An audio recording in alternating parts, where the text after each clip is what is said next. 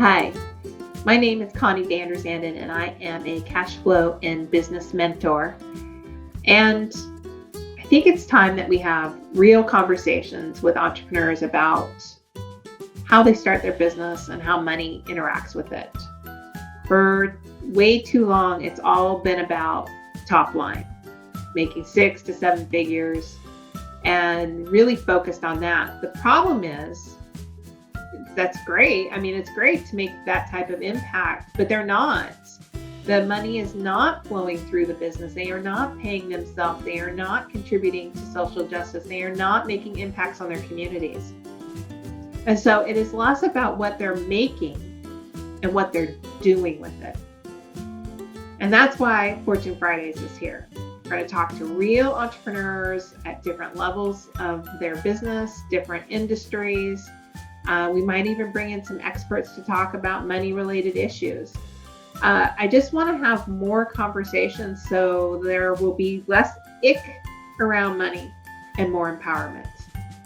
So welcome to Fortune Fridays. I hope you enjoy them. Welcome, everybody. My name is Connie and I am a cash flow and business mentor, and I'm excited to bring back the Going Beyond Revenue cash handling interviews that we started a couple years ago. We're putting a new spin on them today. They're being called right now Fortune Fridays. Ooh. May change. Okay, yeah. I like the name. I like it. Fortune Fridays. But so today, I mean, the whole purpose of when Going Beyond Revenue was started was to start having more conversations about money, not just focusing on the top line revenue of a business, but how we were actually using it. And the more we talk about it, the less emotional stigmatization, whatever. Yeah. Icky feelings. Less icky feelings around it. Yeah. And so the interview series, we'll be talking to businesses at a variety of phases of businesses and different styles about how they use money, how they use that resource, what it means to them, and in today's society, what's happening next for their business. So Today, I am very pleased to have Dr. Ada Barlatt. Barlatt. See, I always say it wrong. It's okay. No worries. Ada is a systems expert and your cheerful operation ally. Since 2016, she has helped business owners use technology and automation to save time and boost their revenues, which is crucial for us as we re-examine what our businesses are going to be like after this pandemic. Work with Ada to learn how to make email analytics work for you. She can help you use the data generated by your subscribers' actions to increase your revenues. And to recharge her batteries, she enjoys sipping tea, taking a cruise after the pandemic. Haven't been on one and hopefully in September. That's the next one booked. Or cheering loudly for the Red Earth Scarlet Knights, Michigan Wolverines, and Philadelphia Eagles. Big big sports person, and hopefully they'll all be on their respective fields in the future. Yes. And the key thing I think is really interesting is that you earned your PhD in Industrial and Operations Engineering from the University of Michigan. You now live in Ontario, Canada. But I've always thought it's interesting that you have an engineering degree.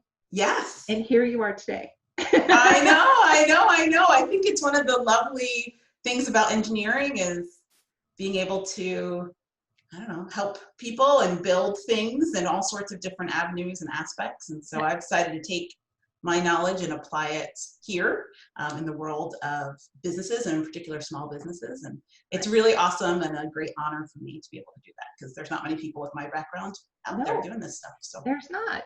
It's really and good. The one reason I asked Ada to be on the interview series is that she and I've worked together, and my brain can kind of see with numbers. I can definitely see the pattern and the picture. She can take technology and how you want to use it, and her brain works the same way. And it is amazing to have somebody guide you through all those questions. Because sometimes when we're just like numbers and money, when we're smack dab in the middle of it, we can't see our way out. And so you need a guide that can put all those pieces together. And you do an amazing flow chart. Just Thank you. Many years of doing them for other organizations and teaching others. I taught workflow analysis for some time. So so I'm happy to know that skill is appreciated. Well, awesome. And I just wanted to let everybody know that some fun facts about you. I did not know that you worked at Walt Disney World. What did you do? I did. I worked there twice. First, in undergrad, I was a cast member for a program called the Walt Disney World College Program. And then I was a recruiter for that program throughout the rest of my undergraduate degree at Rutgers University in New Jersey. And then when I was in graduate school, I went back. Oh, and when the first time I was there, I worked in the Magic Kingdom, in costume, selling photos, helping people print photos. It seems such a long time ago now, when people would come with a little card and say, this is the picture I took with Mickey. Can I see it? And we edited it and printed it out, and I framed them. So that was an undergrad thing. And then in graduate school, I worked there, and I worked in scheduling. So I won't go too far into this because it could go into a whole long thing, but have you been to Walt Disney World? Yes. Okay, and for anyone that hasn't been there, it's a huge, fabulous place, but they have a massive transportation system. And what I did is I worked on the mathematical models to help figure out the bus schedules and assigning bus drivers to routes. So you can imagine that's a big job with lots of different buses going around the whole facility. So I worked on that project. Yeah, and an interesting, if somebody had said, do you want to go and work in math and use math in a business, I would never have thought of that's how you could have used it. Yes. Well, I think that's the interesting thing about industrial engineering in general, is that I think that profession of all, well, I'm biased though, sorry, but that profession of all is the mix of like mathematics and engineering concepts to business. That's where the industrial part comes from. So figuring out how can organizations work better and how can people be more efficient is all that we do. And I've just chosen through a whole bunch of series in my career path to apply that knowledge to small businesses. Wow. Oh, so interesting. So you bring a little Disney magic to everything. Yes, hopefully always. Yes. I think that those two experiences helped encourage the cheerfulness in me, because most cast members are not grumpy people, and so it was always fun, and I always loved putting on my name tag and just being as cheerful as I wanted to be and being sort of rewarded for that. So that experience has continued. Not saying that engineers are grumpy, but not all of them are as cheerful as me. So, so it was a good experience to be like, oh, okay, I can do this. Okay, all right.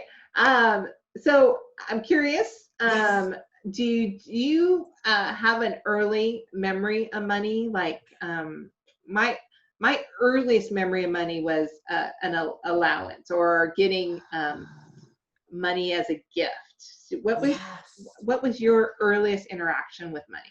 That's funny though. So there are two things. My earliest memory of money is actually taking a penny, and I can remember taking this penny and shoving it in my mouth and swallowing it. And then my mother is sort of like frantic, like, what have you done? I do not remember how the penny left. I imagine it's out of my system all these years now, but so that's my very, very first memory. And then probably a more pleasant first memory with money is getting a U.S. savings bond from my uncle and being like, oh, this is like a certain amount of money now, but it's going to be more money later. So that was kind of very exciting. I'm curious, did your, because I did bonds for my nieces and nephews, and some they thought that was really cool and others didn't. And I think it had a lot to do with their parents and their family and how they educated them about that. So was money talked a lot about in your family? Did your uncle explain it? What? My uncle didn't explain it, but I do remember one of my parents, maybe both of them, kind of explaining that, like, this is an important piece of paper and you can't spend it now, kind of thing. But if you wait, it'll grow. And it was an interesting lesson in this idea of saving and an interest. Yeah.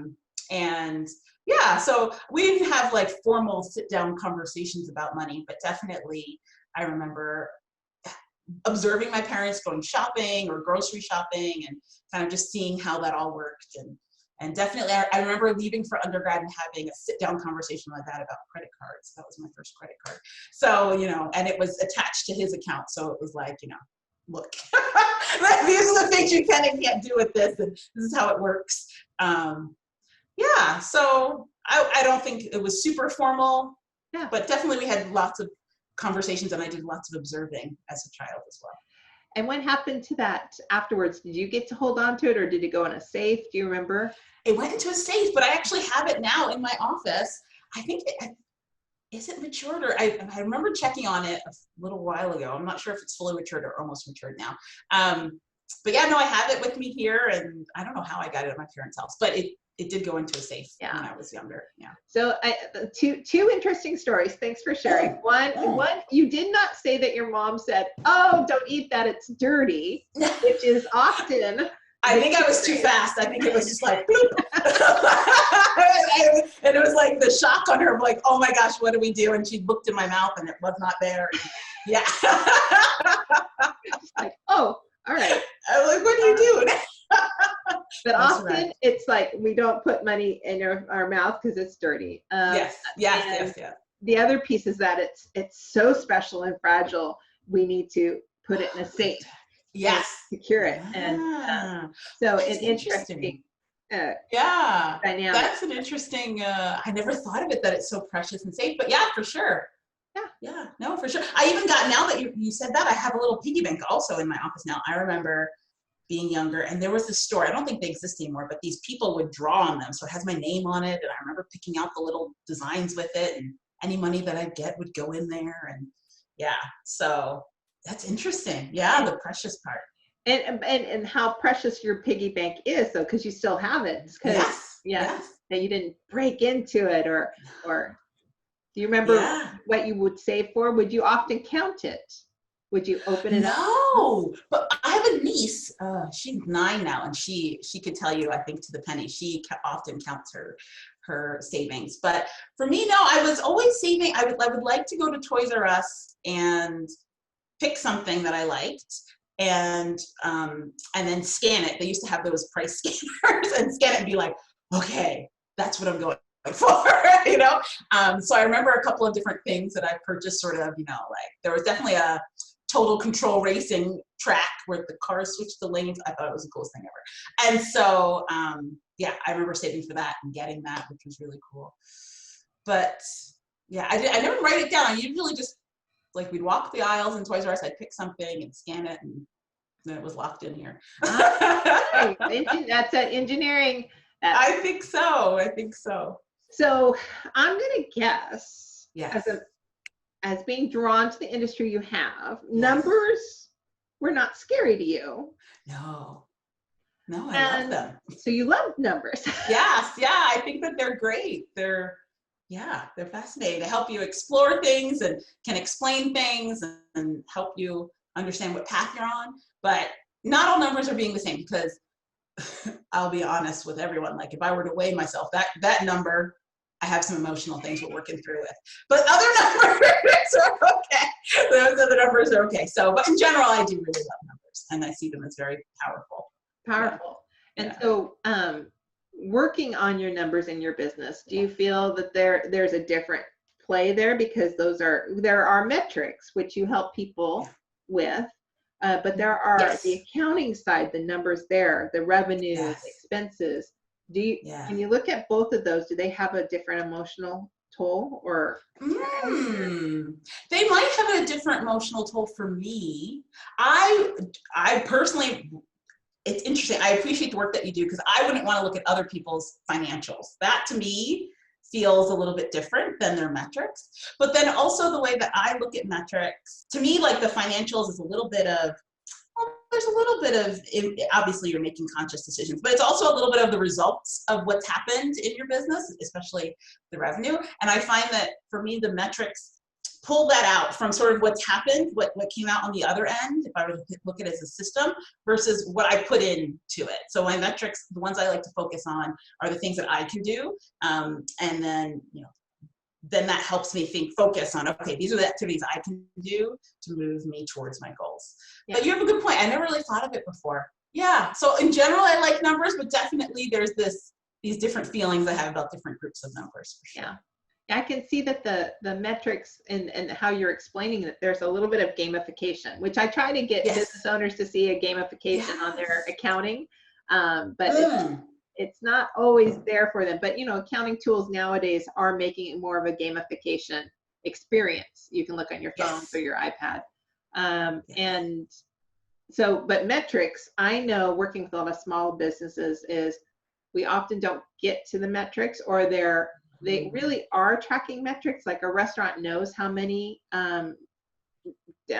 dinners or meals they have to serve, or how often they have to turn their tables, or but they don't think of it as a metric to track. They just know that that's what happens. An important thing to think about. Yeah. And so one thing I was going to ask, which was not on here, but I know you're going to appreciate it, because there in my industry, most of my industry wants to focus on top line or taxability, and I want them to focus on other things that are more emotionally centered with them, like how much are they paying and how much are they saving. How do you help people find the metrics that work for them? Because some metrics are great and they are important, but there's got to be emotional tie for them, or interest in tracking, or how. Do you have that conversation with them of how to relate the number back to? For sure, because I really believe, like, all of our businesses, even if you're in the same industry, the two different businesses run by two different people are going to be inherently different. Right. People go into their business for different emotional reasons. They want different outcomes out of it. Different things may be important to them in terms of the experience that they provide their employees, if they have any, or their own personal experience. And so for me, it's always tying it back to the things that will get you excited. Sometimes not every metric can be exciting, and they can still be important. But I think often the ones that are really important for you in your business are going to be the ones that you're really excited about, the things that you're driven to do, and hopefully the things that make you really excited about promoting your business, or really excited about serving your clients. And sometimes it's changing your perspective of keeping them in your head, because sometimes in your head they can be approximate, to seeing them out on the paper and realizing, like, oh my gosh, I love keeping up with people, but I've completely dropped off all my follow-ups this month.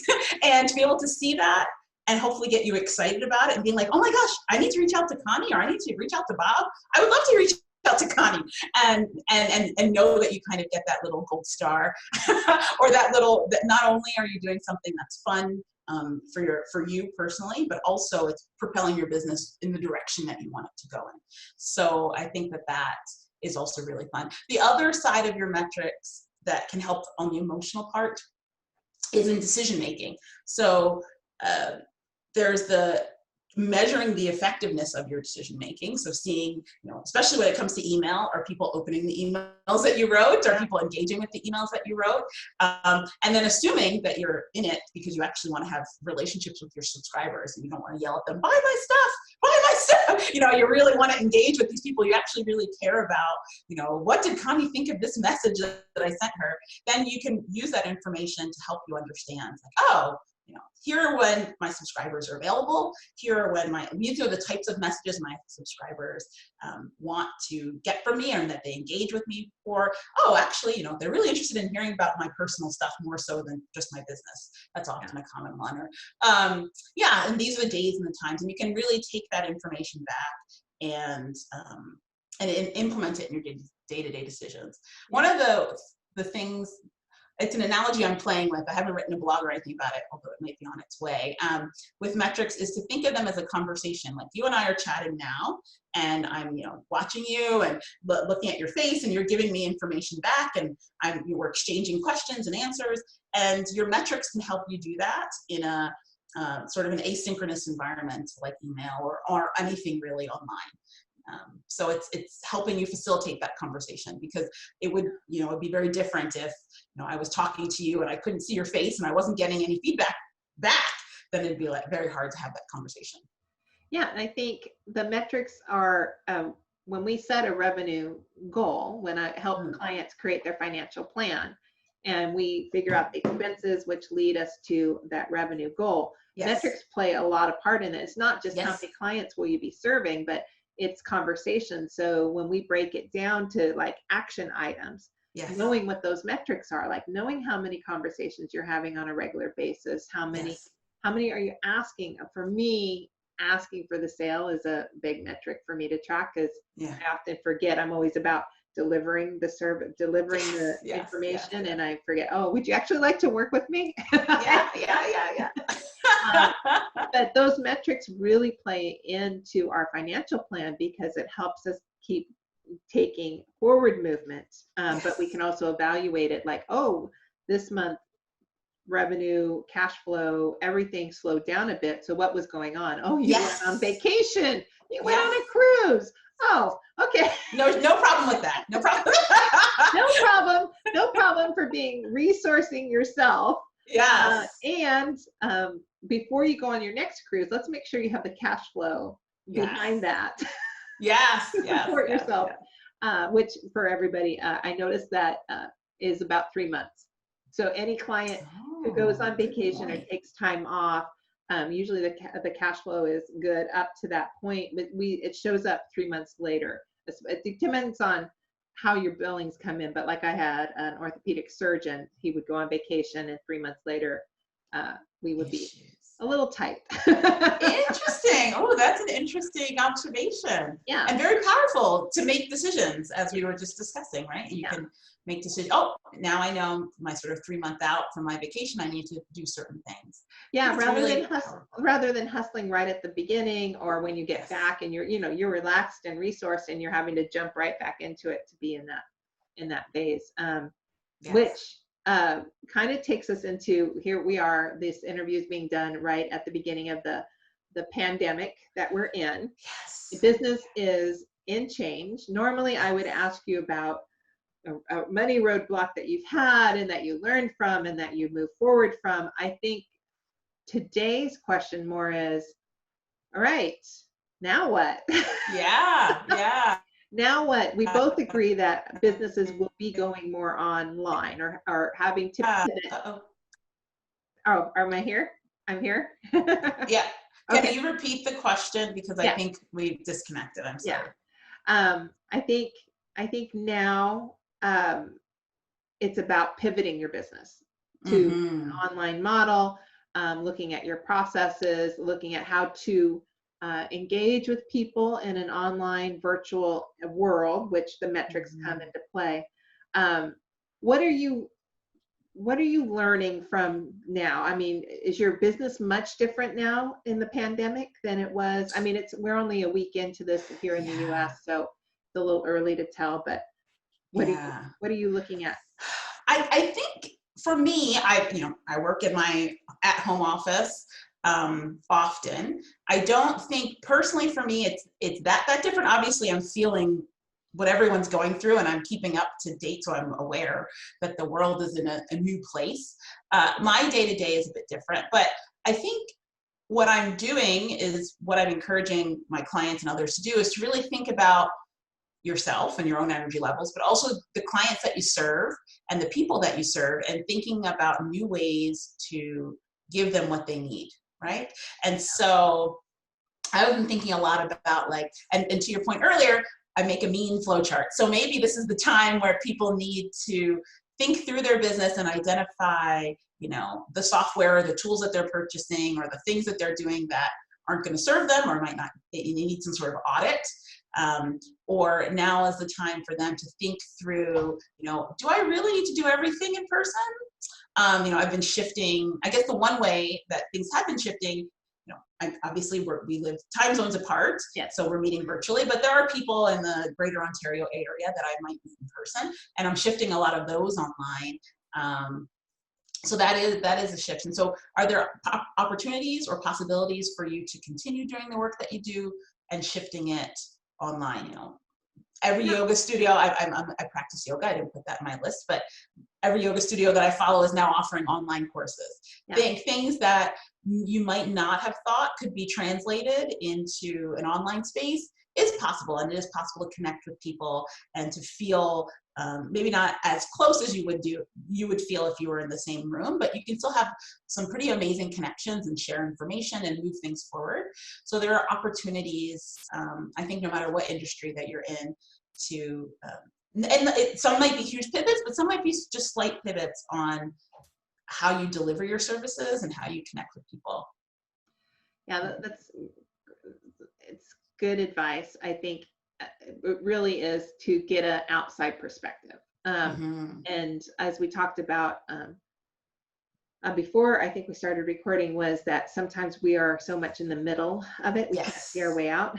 And I think that's the key thing about what's going on right now, is that the fear and anxiety of the unknown. I heard Michael Hyatt talk about this earlier this week, is it's out of our control. And so, and we weren't given a lot of notice. We're just like, boom, here you go. And so money and how we do business and making a lot of decisions people haven't had to do since the recession in the 80s. And so thinking about differently how that moves forward, how money flows in, how we're using that resource, how we're engaging with our community, how we're engaging new sales. Are you right now taking a pause in your business, or are you still moving forward because it's helpful to your anxiety levels to keep doing something? Yeah, I love what I'm doing. So I'm definitely moving forward, but I am in this state of reflection, right? And I think internal reflection, as I spoke about earlier, is helpful. But to your point, definitely getting someone who's come from a different background and has maybe different experience to look at your business and look at the opportunities. I feel like there is a lot of fear, and there's a huge set of unknowns. We have no idea, at the recording of this time, how long we'll be in our homes, or we have no idea, when I'll be able to go and sit in a restaurant again or get on my next cruise ship. So you have no idea, but I do tend to be an optimist. And so identifying the opportunities that you do have, there's a breadth of technology that I know about that I'd be happy to share with anyone, to help them connect, to help them share resources, to help them be connected and to deliver value to the people that they want to serve, and thinking about how to do that a bit more creatively than maybe you have in the past. And so I think that's the message, reflecting internally, definitely getting outside eyes on it, but also to, take your time and process your emotions, but also see this as an opportunity, a sort of a restart for us all, and that we can take a new set of eyes and a new opportunity to shift our businesses in new ways. So yeah, so I'm still moving forward, but as I mentioned earlier, thinking about some new offerings. Maybe there are some new sessions that I can offer to people to help them shift. I love talking about businesses, and I love talking about systems and technology and all that stuff. So who knows, that might be something of value to people that I'd love to share. So. And are you doing trainings and stuff? I think somebody was like, this is giving us an opportunity to go back to our toolbox and look at trainings, read books. Is there anything on your top of your list that you're really, I hate to say, excited about having the time to do? Oh yeah. Well, I that's interesting, and it's funny that you mentioned that. Someone just emailed me yesterday saying, "Oh, I'd love to. Let's do a webinar. Let's do a webinar about using metrics." And this person is a copywriter, so how can you take this time and send emails that are full of compassion and full of care and really want to help people, and also show that you're available to provide your support. So we're talking about that. That might be a fun webinar to give. For me, there was a great marketing course I took, purchased in September. So I'm looking forward to getting back into that. And I am deeply diving in right now into all of my personal assessments. So I'm a little bit of a personal assessment junkie. I love learning more about myself. So, from human design to Myers-Briggs to Colby to goodness gracious, everything. Taking in a reflection, as I mentioned earlier, to think about, who I am and who I want to be and who I want to serve, the people and the clients that I serve, and trying to see if there are new clues in some of these assessments on directions I could go in. So Awesome. that's one of the things I'm definitely doing. If you've never I cleaned out done my closet on a personal note. So there's probably things around the house I'll do as well. Yeah, so variety. Yes. How about you? Well, I would like to if you've never done your money types, you should look at doing the money types. Oh, the sacred money archetypes? Well, there's that one. There's also just the money personality, the 5 money personalities, whether you're a saver, a spender, I don't know this one. buyer, so that's interesting. It's free online. You can send me the link. I will do it today. But yeah, I love that part, because the more we know about ourselves, and if people are taking some introspective time, the more they know about themselves, it shines a little light on how they use resources. Yes. So, and I think also taking the time to look at your plans and figure out your next course, because I do think, as you do, that this is going to be a short term, maybe not as short as people thought it would be. Yeah. It could be.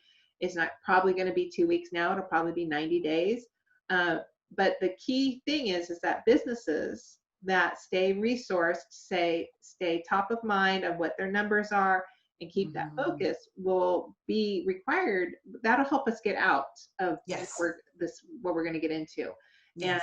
And there will be that chance to rebuild, but we won't be going back to the old. We will be rebuilding and re-envisioning what the business will be like. Yeah. Something new. So it's really the opportunity to envision what that new piece is. And for all businesses, there's always, even for me, the efficiency systems expert junkie, I'm always finding inefficiencies in what I'm doing. I'm always finding ways that I can improve. And so this is a great opportunity to reflect on, internally, or to get the help of someone else to say, like, hey, is this going the way that I want? Does it work well with who I am and with all these fabulous assessments? And to maybe shift small or large. It's a very, it can be an exciting opportunity, even though it's in the midst of all of what's happening in the world, which is, on many levels, just horribly sad. And yeah. It is. Yeah, it is. Yeah. So, okay. Well, I wanted these videos to be a little shorter, but okay. So I want to encourage everybody to, numbers don't have to be scary. No, they are your friends. They can be your numbers and data are your friends. And metrics ties right into that financial plan work. And right now, if we're in shelter at home, or if we are in quarantine, is to use this time to work on our business, whether you're looking at your own personal development, you're working on your numbers, you're working on metrics.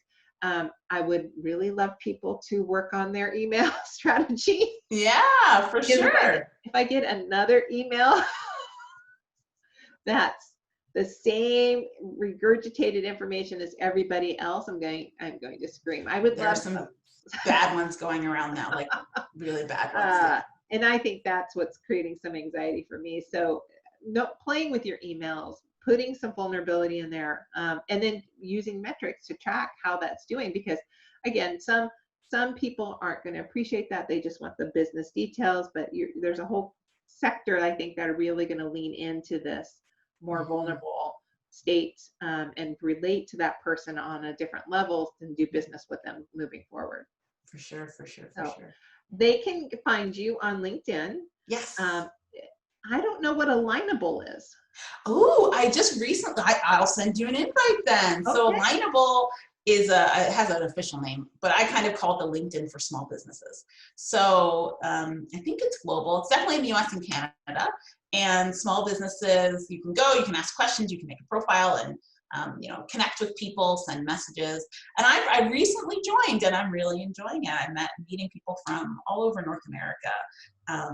And it's just a nice way for people to connect. So I will send you an invite after this chat. Okay. We are going to definitely put those links in the recording, or yes, on the bottom. And yes, for anyone, Ada is also offering conversation about Yes. metrics. Yes. But she's also got a new free report, More Revenue from Emails, Analytics Essentials for Automated Emails. It's a PDF guide, and we'll provide a link for that as well. And anyone who's just getting started, as your business is pivoting and you may be looking at using more email marketing in play, it's a good thing to start looking at and getting into. It is going into your email and getting at social media around there. Building that list is important, but I do think it's still I still think it's a viable marketing tool. Oh yeah. Email for sure is still very effective, and in many ways more effective than social media. Yeah. So and your analytics and the data, it's a gold mine, and way too many people, especially if you're already investing the time and energy in sending these messages and having automations, it's really valuable to go through and dig through the data and find the insights and be able to serve your audience better from that perspective. Excellent. Well, thank you, Ada, for taking time today. And any last words you'd like to leave us with? We'll get through this. We all will. Yeah. And we're all in it together. And as tough as it may seem, we all need each other. And there's fabulous things that I know you do, Connie. There's fabulous things that everyone listening to this does. And so hopefully we can all come together and support each other and make the world a better place in the process. Yes. Thank you. Thank you you so much. Thank you, everybody, for watching. And remember, numbers are fun. The metrics are super important to your financial plan. And during this time, take the time to really dig in and create that personal development and get your business in a more structured place, so that when the pandemic does end, we are more centered and easier. It's going to be easier for us to jump off and keep moving forward, because we will get through this. So for sure. Thank you, everybody, and we will see you next time. Bye. Bye.